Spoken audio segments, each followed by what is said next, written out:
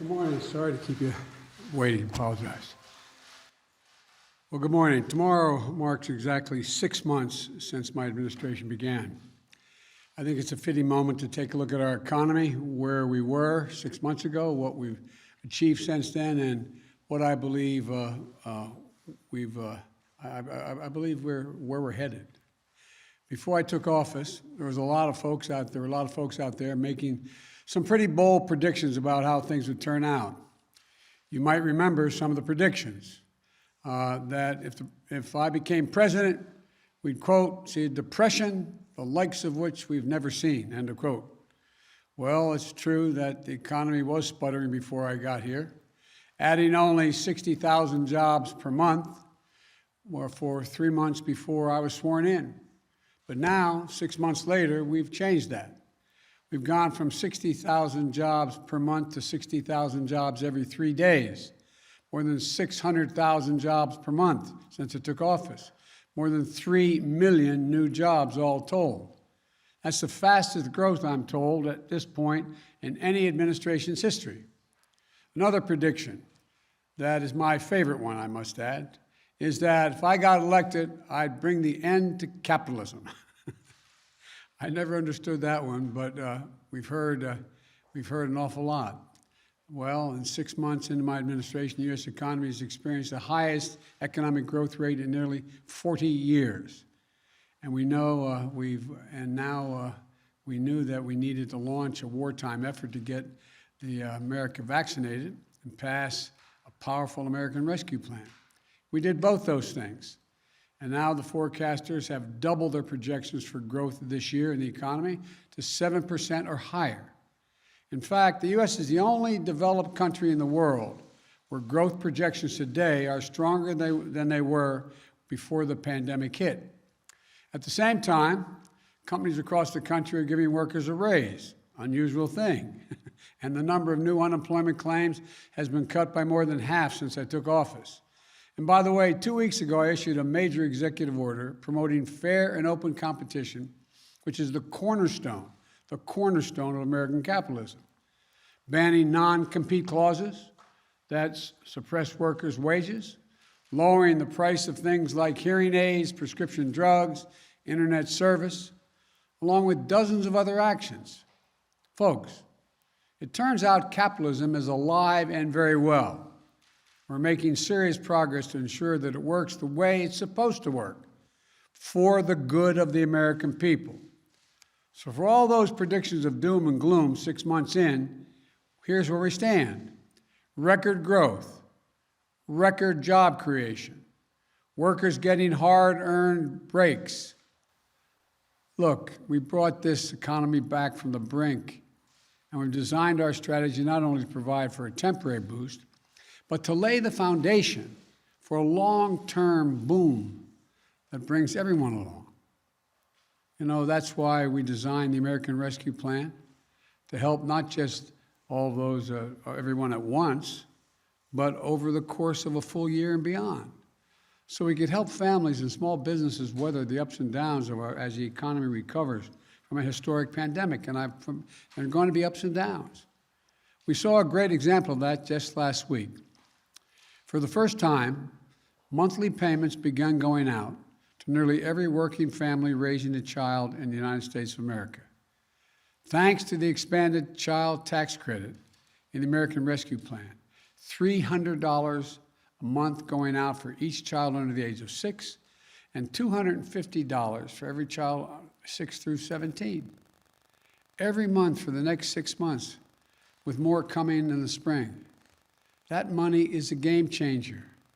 For some, it's a lifesaver. Think of the single mom struggling to put food on the table each month.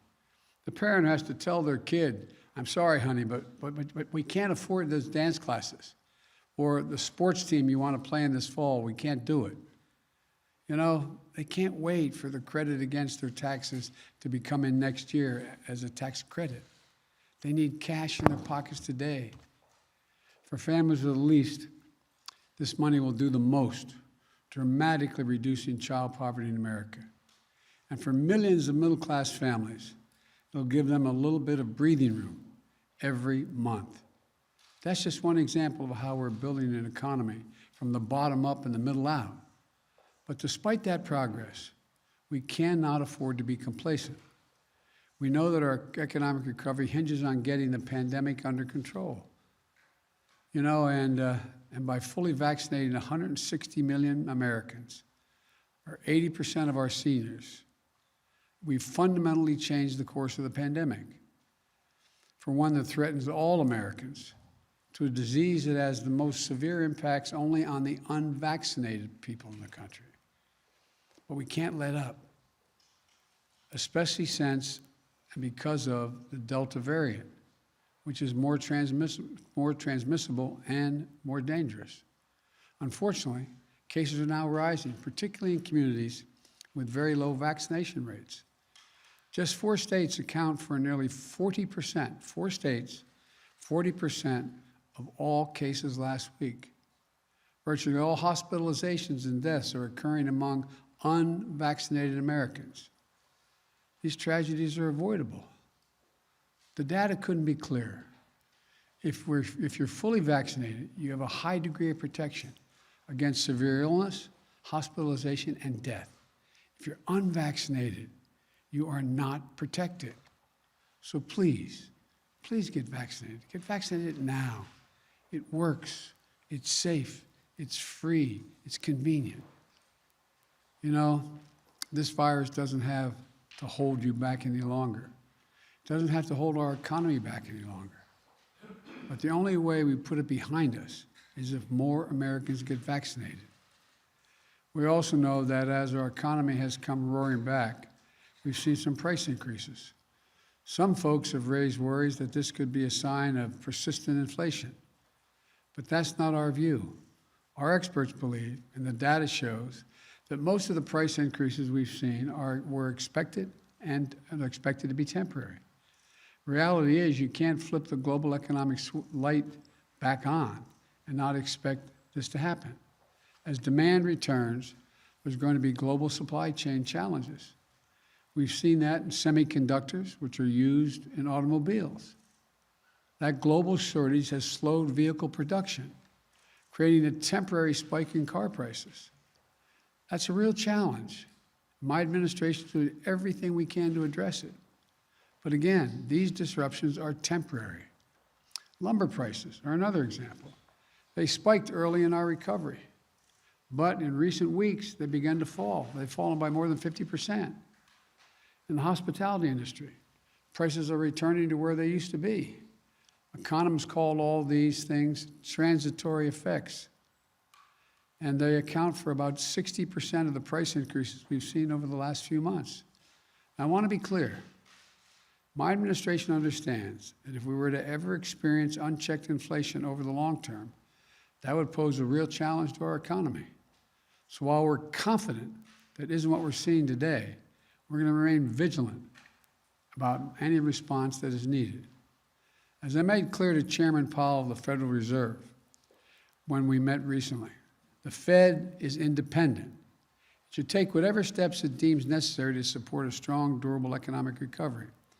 But whatever different views some might have on current price increases, we should be united in one thing: passage of the bipartisan infrastructure framework, which we shook hands on. And my Build Back Better plan will be a force for achieving lower prices for Americans looking ahead. It's another reason why the investments are so important. If we make prudent multi-year investments in better roads, bridges, transit systems, and high-speed internet, in a modern, resilient electric grid, here's what will happen. It breaks up the bottlenecks in our economy. Goods get to consumers more rapidly and less expensively. Small businesses create and innovate much more seamlessly. If we increase the availability of quality, affordable childcare, elder care, paid leave, more people will enter the workforce. These steps will enhance our productivity, raising wages without raising prices. That won't increase inflation. It will take the pressure off of inflation, give a boost to our workforce, which leads to lower prices in the years ahead. So if your primary concern right now is inflation, you should be even more enthusiastic about this plan. And as we promote fair competition in our economy through the executive order I mentioned, it'll drive down prices even further. New businesses will get in the game, competing against those giant corporations who have been free to ramp up prices because they haven't had any real competition. Look, the bottom line is this. What the best companies do, and what we as a country should do, is make smart, sustainable investments with appropriate financing to make this nation more productive, to advance America's leadership in clean energy, to win the jobs of the future, while meeting the threat of climate change, and ensure that all working Americans benefit from the growth they're helping produce. The independent experts who have analyzed my plans have found that they would do just that, expand output and enable millions of Americans to enter the labor workforce. Now, just this year, not just for the next, but not just this year, but for decades in the future. It's not temporary. This is the best strategy to create millions of jobs and lift up the middle-class families and grow wages and keep prices affordable for the long term. What we can't do is go back to the same old trickle-down theories that gave us nearly $2 trillion in deficit finance corporate tax giveaways. It did nothing to make our economy more productive or resilient. The same people who cheered on that approach are now telling us it isn't a problem if big companies have actually to compete for workers and offer them a fair wage with some dignity. I could not disagree more. We can't go back to the old failed thinking. We need to grow the economy from the bottom up and the middle out, as I said before. The investments I'm proposing are investments the American people want and investments that our country needs. And if we get this done, a wide range of independent forecasters project that it will have an incredibly significant impact on GDP and jobs, good paying jobs with prevailing wages.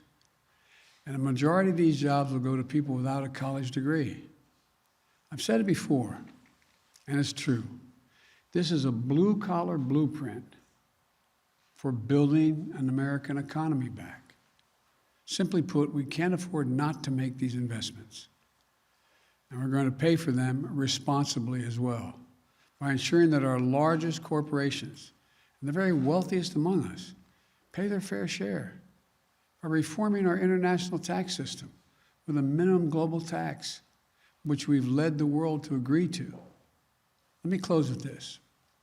When I arrived in office, it had been a long time since the government had worked for the people. Things had been great for big corporations and folks at the top. Those 55 major corporations that paid zero in income tax while making billions in profits, they had no complaints.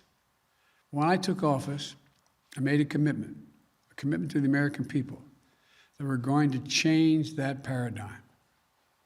So working families could have a fighting chance again to get a good education, to get a good job and a raise, to take care of the elderly parent or the child with a disability, and still be able to go out and earn a good living.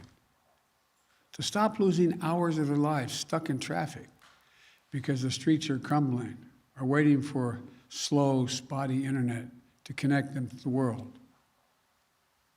That's what the economy we're building is all about. That's why we passed the American Rescue Plan. And that's why we need investment in the bipartisan infrastructure framework and my Build Back Better plan. Our economy has come a long way over the last 6 months. It can't slow down now. We can make this boom we're experiencing today one that will ensure that all Americans have an opportunity to share in it for years to come. And we can show the world that American democracy can deliver for the people. I look forward to continuing to build this economy, and I'm incredibly optimistic about what we're going to be able to build together in the next 6 months and the years to come. Thank you all for listening. May God bless you, and I'll take a few questions. Mr. President, you said last week that companies and platforms like Facebook are killing people by letting them... Let me be precisely what I said. I'm glad you asked me that question. One, I had just read that on the Facebook pointed out that it was pointed out that Facebook, of all the misinformation, 60% of the misinformation came from 12 individuals. That's what the article said. So I was asked that question about what do I think is happening. Facebook isn't killing people. These 12 people are out there giving misinformation. Anyone listening to it is getting hurt by it. It's killing people. It's bad information.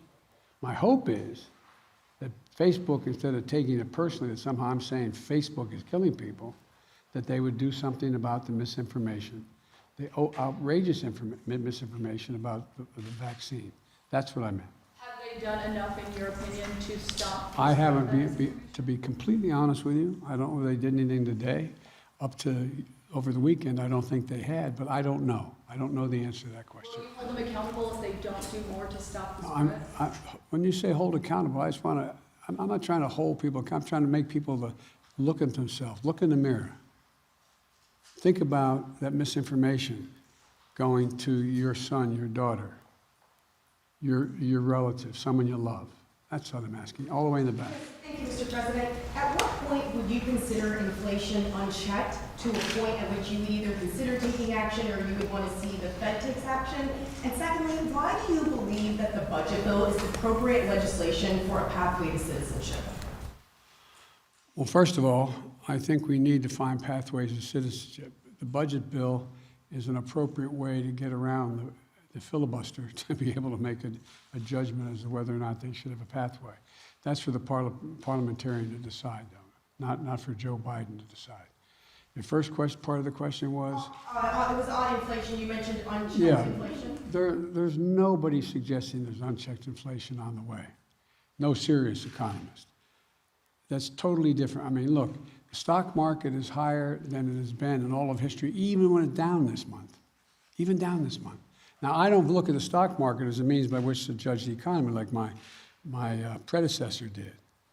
But he'd be talking to you every day for the last 5 months about how the stock market is so high, higher than any time in history, still higher than any time in history. So that's not how I judge whether or not we have economic growth. Mr. President, on China and cyber hacking. She jumps up before you do. Effectively, your administration is naming and shaming China, but no sanctions. Why, and is that effective enough? They're still determining exactly what happened. The investigation is not finished. Thank you all very much. What is your understanding of the biggest difference between what they've done versus what Russia's done in terms of cyber hacking? That'd take a longer explanation. We have all the time in the world. No, we don't. I have to go see the King of Jordan. Look, to the best of my knowledge, and I'm getting a report tomorrow morning on this, a detailed report, my understanding is that the Chinese government, not unlike the Russian government, is not doing this themselves, but are protecting those who are doing it, and maybe even accommodating them being able to do it. That may be the difference. Thank you.